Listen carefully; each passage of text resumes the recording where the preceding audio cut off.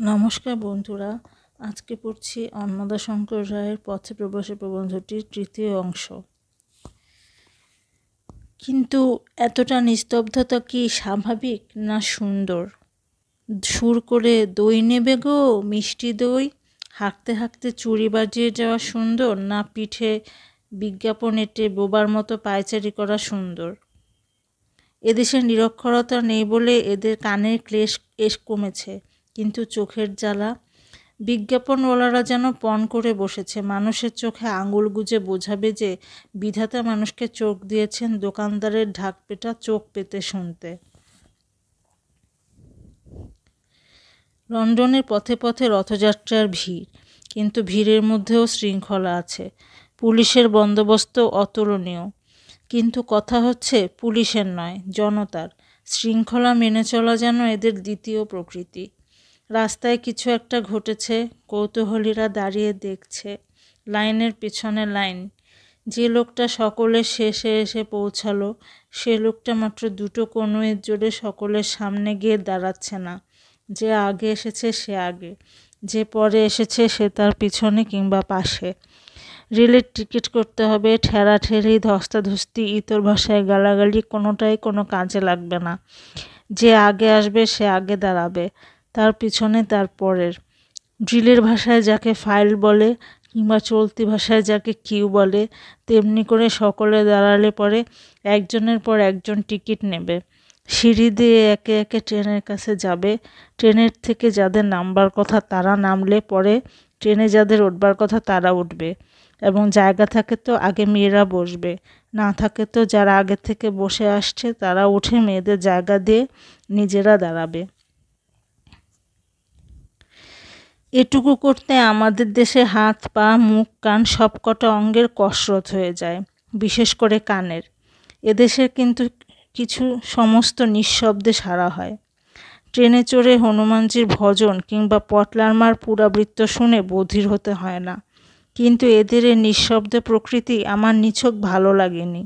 ট্রেনের পাশাপাশি বসতে না বসতেই দেশের কেউ গায়ে পড়ে পিতৃ পিতামহের নাম শুধায় না। বিয়ে হয়েছে কিনা, কটি ছেলে মেয়ে, কত মাইনে, কত উপরি পাওনা ইত্যাদি খুঁটিয়ে জেরা করে উত্ত্যক্ত করে না। কিন্তু ওই অনাহুত উপদ্রবের মধ্যে মানুষের ওপরে মানুষের একটা স্বাভাবিক দাবি থাকে, অন্তরঙ্গতার দাবি, সামাজিকতার দাবি। মানুষ যে সমাজপ্রিয় জীব, এদেশের লোকও ও দাবি সম্পূর্ণ উপেক্ষা করতে পারে না, কিন্তু ওর সঙ্গে কিছু মৌখিকতার স্বাদ মিশিয়ে দেয়। আজ দিনটা বড় ঠান্ডা না? তা ঠান্ডাই বটে। এমনি করে আলাপ আরম্ভ হয়, কিন্তু বেশি দূর এগোয় না, কারণ কথাবার্তার পুঁজি হলো ওয়েদার। পুঁজি ফুরোলে নিঃশব্দে সিগারেট ভস্য করা ছাড়া অন্য পন্থা থাকে না।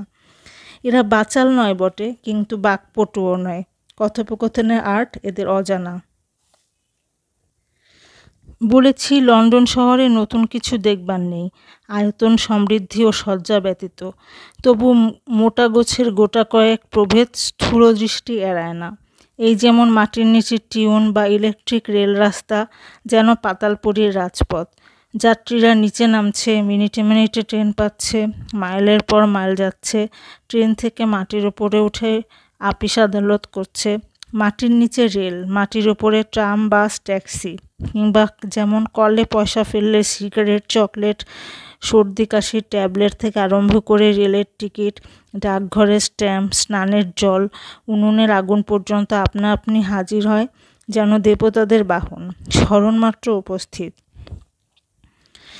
কিংবা উঁচু নিচু পাহাড় কাটা রাস্তা, দুধারে একই রঙের একই সাইজের এক এক সারি বাড়ি, একটা দেখলেই 100টা দেখা হয়ে যায়। বাড়ির আশেপাশে হয়তো এক টুকরো সবুজ, সবুজের ওপরে এক ঝলক রক্ত বা এক মুঠো হরিদ্রা। কিংবা যেমন শহরের স্থানে স্থানে মাঠ, গড়ের মাঠের চেয়ে চওড়া তাদের বুক, কিন্তু তেমন চিকন নয়, বন্ধুর। মাঠের কোলে কৃত্রিম হ্রদে নরনারী দাঁড় টানে, সাঁতার দেয়, দম দেওয়া পুতুল জাহাজ ভাসায়, হাঁসের সাঁতার দেখে, ছিপ ফেলে মাছের আশায় দিন কাটায়। মাঠের মেঝের উপরে সবুজ দুর্বার কার্পেট বিছানো, এত সবুজ আর এত প্রচুর যে মুহূর্তকাল অনিমেষ চেয়ে রইলে যেন সবুজ জন্ডিস জন্মায়। তখন যেদিকে চোখ ফিরায় সেদিকে সবুজ। কালো কুৎসিত চিমনির ধোঁয়ায় চোখ যখন নির্জীব হয়ে আসে, তখন ওই এক ফোঁটা সবুজ তারক তাকে প্রাণ ফিরিয়ে দেয়।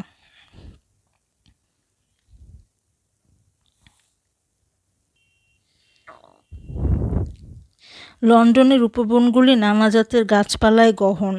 গাছেদের মাথায় সোনালি চুল। দুঃখের কথা, এদেশের ফুলে গন্ধ নেই। গুণ নেই, রূপ আছে, ফুল নয় তো ফুল বাবু। তাই হাওয়া ফুলের গন্ধে বেহুশ হয় না, রাত ফুলের গন্ধে উতলা হয় না। মানুষের একটা ইন্দ্রিয় বুভুক্ষ থেকে যায়। মাঠ বা পার্কগুলি এদের ন্যাশনাল প্লেগ্রাউন্ড।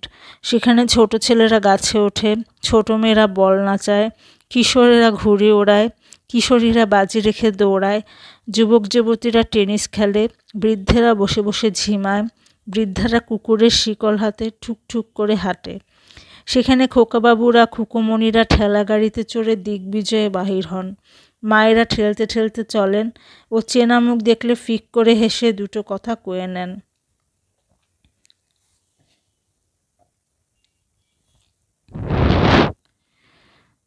বাবারা সময় করে উঠতে পারলে খোকা কুকুর সফরে মায়েদের সহগামী হন এবং সেখানে যুগলের দল আড়াল বুঝে আধার খুঁজে সবার আখি এড়ায়।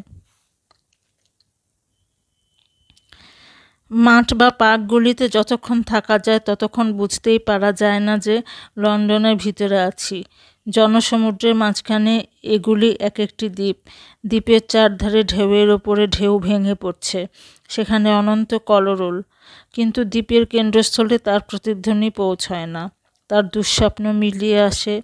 সবুজ আসন পেতে মাটি বলে, একটু বসো। সোনালি চামর দুলিয়ে গাছেরা বলে, একটু জিরিয়ে নাও। কিন্তু লন্ডনের মানুষকে শান্তির মন্ত্রে বশ মানানো যায় না। দুদণ্ড সে স্থির হয়ে বসতে চায় না। উদ্ভিদের মতো স্থাবর হতে তার আপত্তি। সে জন্ম যাযাবর। কাজ আর অকাজ তাকে নানান সুরে ডাকে। তার ব্যস্ততার ইয়ত্তা নেই। যেখানে সে আপিস করতে, শেয়ার কিনতে, টাকা রাখতে যায়, সেটার নাম সিটি। প্রায় 1002 বছর আগে তাকে নিয়ে লন্ডনের পত্তন হয়। সিটির পশ্চিম দিকে ওয়েস্ট এন্ড। সে অঞ্চলে লোকে বাজার করতে, আমোদ করতে, আহার করতে যায়। সেখানে বড় বড় দোকানে, বড় বড় হোটেল, বড় বড় ক্লাব, বড় বড় থিয়েটার, সিনেমা, নাচঘর, কনসার্ট হল, চিত্রাগার, মিউজিয়াম, প্রদর্শনী। সিটিতে বড় কেউ বাস করে না, ওয়েস্ট এন্ডে ধনীরা বাস করেন। দরিদ্রের জন্য ইস্ট এন্ড আর মধ্যবিত্তদের জন্য শহরতলিগুলো। এগুলি মোটের ওপর নিরালা, স্বাস্থ্যকর ও সুবিন্যস্ত।